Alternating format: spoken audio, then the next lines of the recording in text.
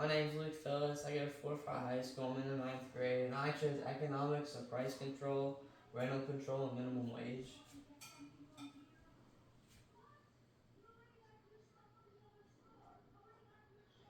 Rent control is a government regulation that sets a maximum amount that landlords can charge for rent. This makes living in an apartment more affordable and keeps the landlords from raising prices. So basically, it makes it to where people can't raise the price of their house too high that it's completely unaffordable for about anyone that makes like minimum wage or close to that. Makes it better for it. Supply. Landlords are less motivated to maintain or increase the number of rental units. So basically, if people aren't buying into their like rental units and wanting to live there, they'll eventually drop the price. So like when more people are wanting to live there, because like it's kind of like a car. If it's still a lower price and it still works just as good, you're obviously going to choose the lower price one. So it's kind of like the same thing with rental units. They're going to go to the lower price one that they can afford, but still does their needs. Demand. The lower the rent is, it makes their customers want to invest more. So it's basically what I just said. The lower it is, it's just more people want to invest in it.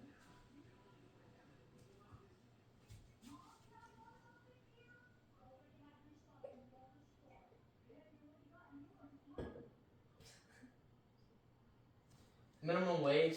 Minimum wage is the lowest amount of money employers are allowed to pay the employees, and it improves the wages of low-skilled workers. So basically, it's a government regulation that's set to where companies can't pay employees below minimum wage.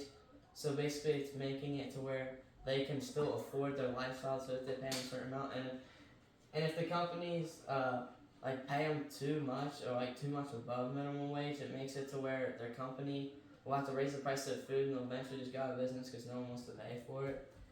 Make sure people have enough money to live a sustainable lifestyle. So basically, it makes it to where if you're making minimum wage, you can still live a good lifestyle because it's still paying high enough that you can do and get all your your stuff necessary to live. Employment effects. It makes sure you have the right amount of employees and paying the right amount of money. So basically, it makes sure that you have the right amount of employees for your company and you're not just paying a bunch of employees so much money to where your company can't afford it. It's making it to where so you want to cut down the amount of employees and the better like work you get out of the employees. So it's like you want to pay them more so they're more motivated to do the work, but you also want to have good employees that do the work so you're not just kind of like wasting your money on nothing and like no progress in your company. Comparing rent and minimum wage, a similarity is they both are aimed for making life more affordable.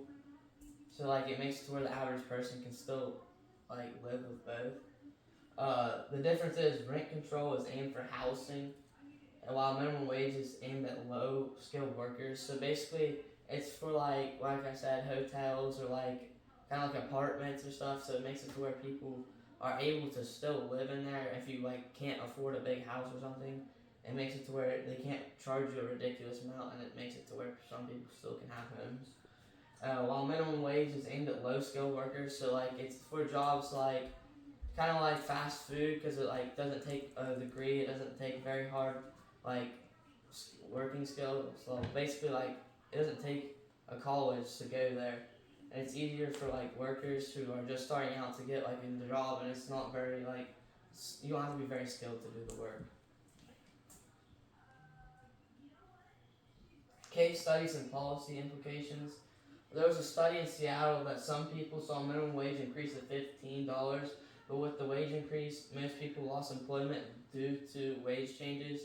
So basically, they raised the money of minimum wage, but it caused companies to cut down on employees because they couldn't really afford to still make their product and pay a bunch of people a bunch of money that like weren't beneficial to their like business or something like that. So basically, it's like so they're making more money and not losing more money.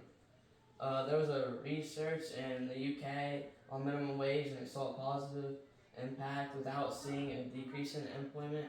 So basically, they did the same thing, but they didn't really have to cut down on their workers, and they still raised the money because they were still getting good work quality out of their workers and making it to where that they didn't have to really cut anyone out of their business and they're still able to sell the product and all that.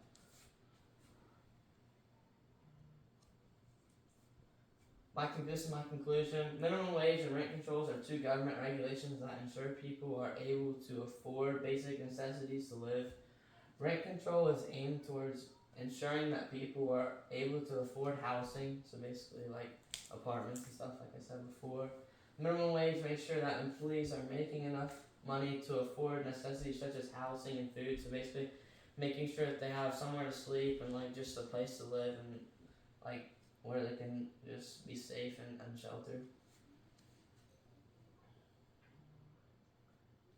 This is my source. I use Britannica because it's really informational and it gives you a bunch of stuff on minimum wages and inflation and all that, and also it's just a really good website and I've used it throughout my school and I just really enjoyed doing this presentation. I learned a lot and thank you. This concludes my presentation.